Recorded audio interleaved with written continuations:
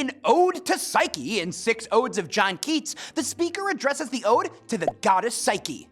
Has the speaker dreamt of the winged Psyche, or actually seen her? Wandering through a forest thoughtlessly, the speaker nearly faints with surprise at seeing 2 fair creatures embracing next to a stream.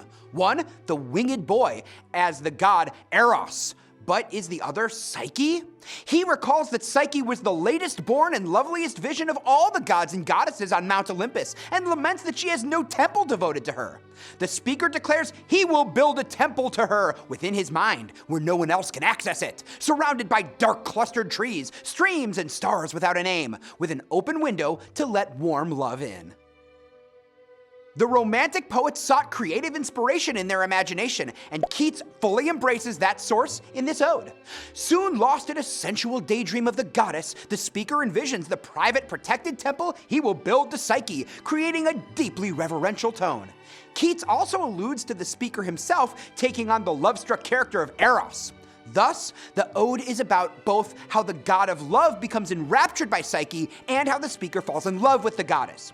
The poet intends on building an elaborate temple to ensure that Psyche's story never dies, thus uniting the ideal, the temple Psyche deserves, with the reality of her neglect in contemporary life.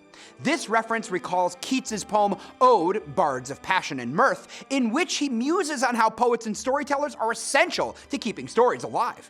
Ode to Psyche also shows Keats experimenting with a sonnet form that renders Psyche the most loosely structured of his odes. He incorporates a variety of sonnet structures, borrowing from the Petrarchan sonnet as well as the Shakespearean sonnet. This provides a great variety in the length of lines and stanzas, as well as within the rhyme scheme, as well as repetition to emphasize the contrast between how other goddesses have been worshipped and what's lacking for Psyche. Repeated use of the word nor describes what should be and what is not. The effect of this free-form sonnet is one of spontaneity, in which the structure seems to mirror the speaker's flow of thinking.